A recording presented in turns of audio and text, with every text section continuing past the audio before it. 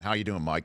I'm doing great, Rich. How about yourself? I'm giving you the floor about your comments and Colin's response. Well, look, in terms of the response, I understand that, Colin may have seen my comments, and just like everybody else, I think they was kind of taken out of context. What I truly meant was, in terms of image. I've been down that road before.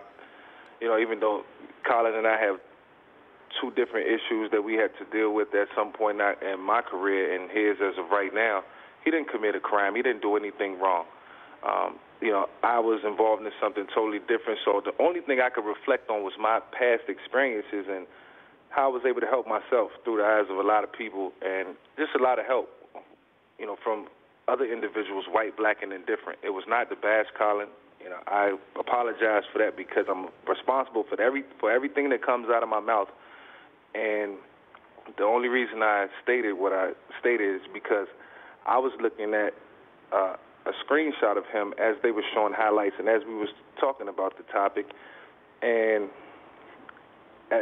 even though I'm not a GM and I don't know why Colin is not on the team right now, I really don't know. I'm trying to find reasons to help him. And, that's the only thing I could think about at the time.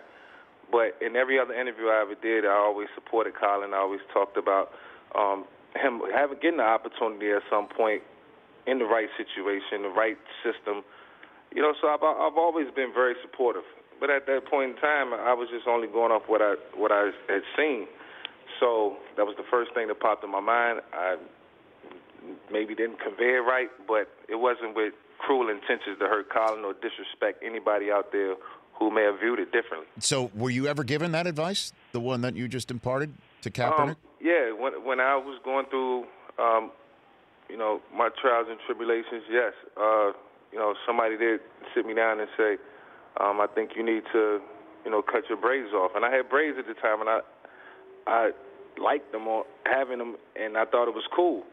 But, at the end of the day, I sat down and I thought about it, and I was like, you know what? If this is going to, help me in terms of, not with a prison sentence or getting me out of trouble, if it can just help me to start to conform and, not, try to do anything that anybody else want me to do, change for the better of myself. And I had tons of people looking up to me and, being a role model.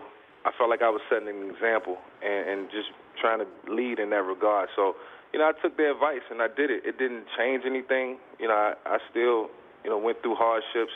But for me personally, I just felt better, in terms of my appearance.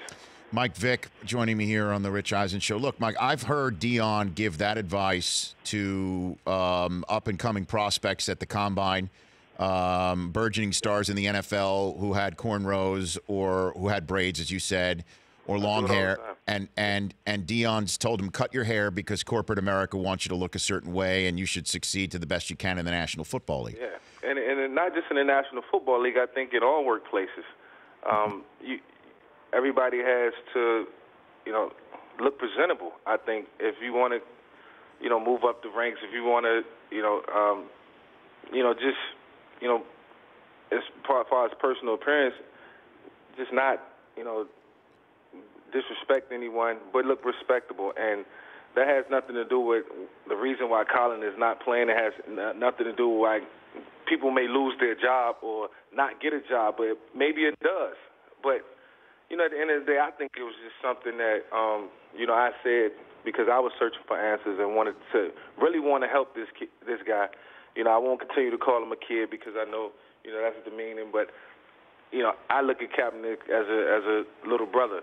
And, I was an advocate for him with Nike, over the years, when he first got his deal with them. And, I've always been, an admirer of his game and how hard he worked over the years. So I would never do anything to try to hurt him or as a detriment, to his career. We want to see him succeed. I want to see him back in the NFL, but that's not my, call to make.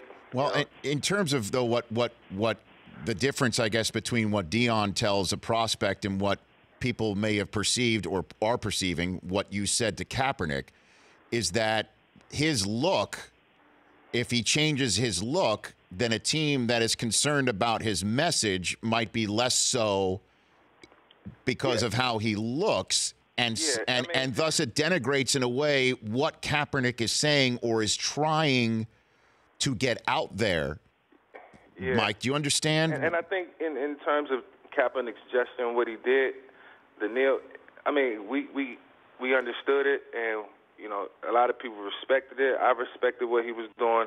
I take my hat off to him for standing up, but I think it could have, if he would have, like I said in my message, maybe if he was clean cut and doing it, then maybe it would look different. That's all I was trying to say. I wasn't trying to say anything to hurt the guy.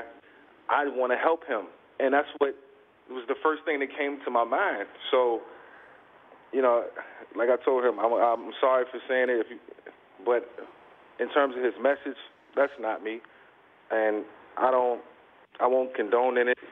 I won't continue to take this any further than what it is because it's not my issue, Rich. And every time I turn around, people are asking me about him, and I've always supported him. And I would just encourage people to go listen to all my previous interviews and just know that, look, I'm an advocate in terms of Colin Kaepernick, getting a job and getting the opportunity to play. And I've always said it just has to be the right situation. I still will stand by what I said in terms of productivity. That it hasn't been up to par over the last couple of years, and I truly believe that has something, to do with him not being signed. I always said that I think he will be signed at some point in the right situation, and let's just pray that happens. But as far as what people are saying and taking shots at me, I'm responsible for everything that comes out of my mouth, but people know my integrity and know that I was just trying to help him, and I'll leave it at that. A couple of more minutes with you, Mike, if you'll indulge. So do you think that if he cut his hair, he would be apt to be signed by an NFL team? No, I don't think that will make a difference as of right now. I think, in terms of general managers and wanting to bring him in, it would have to be the correct situation for him to come in and play, whether he has braids or not. If a team needs him, if he has an afro and the team needs him, he will get signed.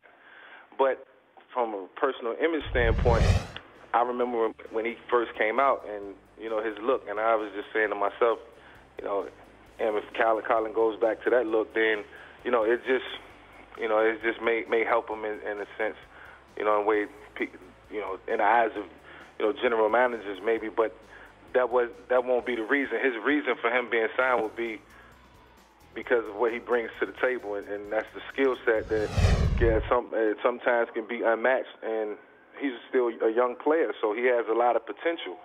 And it's sad to not see him on the team right now, and I feel for the guy, but I really want to talk to him personally so I can, understand what, where his mind is as of right now, and be able to convey his message to the world, because we haven't heard from him. We haven't seen him. As far as I know, I don't know if he has a, bald head now, or, if he has waves, if he still has an afro. I don't know. I was just going off what I seen on TV, and y'all was wrong in that regard. I shouldn't have said it. Have you tried to reach out to him, Mike? Oh yeah, I reached out to him this morning. I called him and texted him this morning. And he hasn't gotten back with me yet, but I'm pretty sure he will. Like, we understand that I'm in his corner. Okay, and if you don't mind, what do you plan to tell him? Can you lay that out, just in case he doesn't get back? I'm sorry for compounding what I don't think is a problem, but just an issue that he's dealing with as of right now, and let him know that as a friend, I have the utmost respect for him and what he stands for, and in any way, shape, or form, I wouldn't try to negate anything that he's done, in terms of his success and his beliefs. And I want him to continue to believe in what he believes in and continue to push hard and know that everything is going to work out for him at some point, and know that I'm not against him, and I never will be against him. Mike, appreciate the time. Thanks for calling in. All right, thanks, Rich. You got it. That's at Mike Vick on Twitter. The Rich Eisen Show, weekdays at noon Eastern on radio stations across the country and audience. If you like that video, be sure to download our app. Don't have any memory on your phone? Let's start to delete some of those slow-mo videos you have. And you know which ones I'm talking about.